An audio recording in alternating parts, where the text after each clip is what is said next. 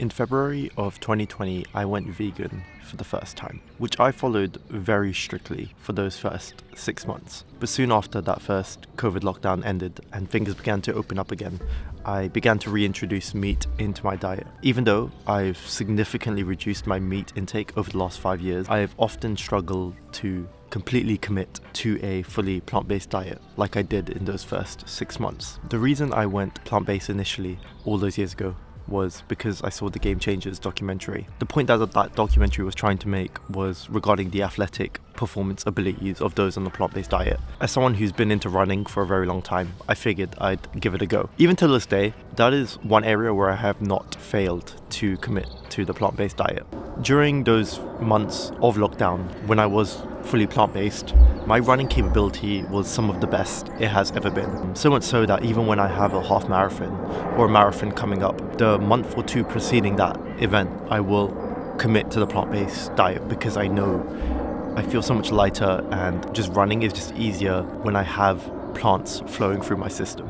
I do want to stress though that this is just my experience with a plant-based diet, and we are all different and we will all respond differently to various diet and eating regimes. So, don't take whatever I say as this is how everyone should eat. This is just kind of my experience on it.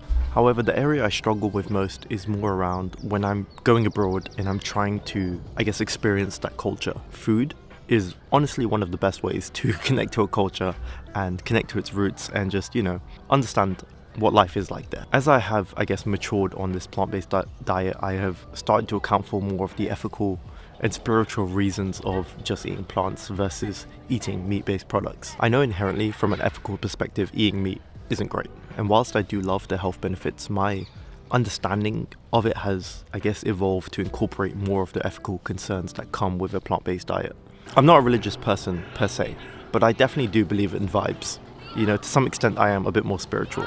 And if you eat meat from animals that have suffered as they were being raised and that have been slaughtered, and eating that meat just for pleasure, I do feel like to some extent that is bad vibes. I do fundamentally believe that nothing needs to die for me to live. Like nothing needs to die for me to thrive as well. I know because I've tried it, I know I can perform quite well physically, emotionally, psychologically, by just eating plants. Again, this is my experience, but I know I can do it. But then again, eating meat is a big part of incorporating yourself in a culture when you are abroad. So I do at times find it hard and difficult to hold myself to this belief system and still, trying to understand that life is honestly to be lived and it's to be enjoyed and it's to have unique and novel experiences and just feel, the fullness of life. And I do believe, you get one life, so why not live it to its fullest and try and experience all it has to offer? Like, food is prepared differently wherever you go, and it's a very easy way to have unique experiences wherever you go. But then the argument is, are we living for that novelty, or are we trying to hold ourselves to, a higher ideal? Whether that be spiritually, morally, ethically, whatever your thing is, right? But then again, say I did want to travel the world and commit to this plant-based way of living. That could be something that is very novel to me. That could be an experience that I have that very few other people would get to, that very few people would understand.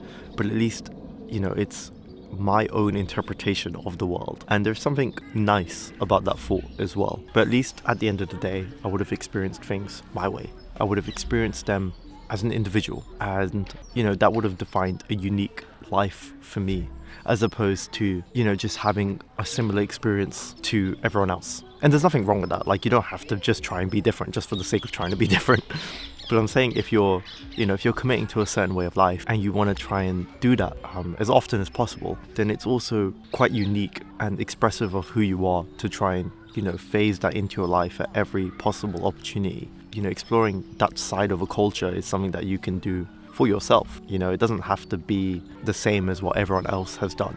And I know if I really wanted to, I probably could manage this. I probably could manage to have that unique experience for myself. And I know this could get awkward on group trips and stuff, but honestly, I don't mind doing things solo. I don't mind just, doing things for myself if I really wanted to. It's nice to be part of a group, but it's also nice to just, explore on your own. Just have that moment with yourself to just do what you want to do and explore things how you want to explore things.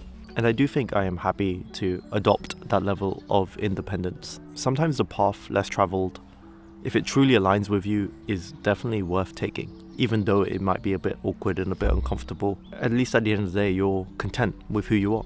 And I do think that that is an honourable and respectable thing to do, to know who you are and to know what you stand for, and to, not make compromises. Be confident in just going off to do your own thing because that's what you want to do. To know who you are and to know what connects with you on a deeper level. Just being willing to go off and do your own thing because of that. It does come down to what your ideals are and what means more to you at the end of the day. And finding that clarity is a very important thing. General physical well-being is very important to me. And I guess from a spiritual sense, reducing my negative karmic load is also very important. And I do believe that a plant-based diet can satisfy both. But at the end of the day, you have a life. It's to be responsibly enjoyed, it's to have experiences and to try things out. And I guess for me, it comes down to which of these two ideals is more important. Is it general well-being and more personal spiritual growth and development, or the more tangible essence of just experiencing all that life has to offer? And honestly, I have no idea. If I'm being honest, I think I'm still trying to figure that out. I'm still contending with it, to be honest. And this thing is an infinite game. I may never figure it out. Ultimately, I think tending towards it is a start. Getting 85% of the way there in terms of, asking these questions, trying to understand where I can make compromises, I think that's where it begins. And I may not be perfect on any of these fronts, but I think it's a whole lot better than not trying at all. These ideals we have for ourselves will evolve with time too. Beginning to ask these questions and then at least attempting to answer them is the start to, figuring out what you stand for at the end of the day. In any case, thank you guys for watching, and I will see you in the next one.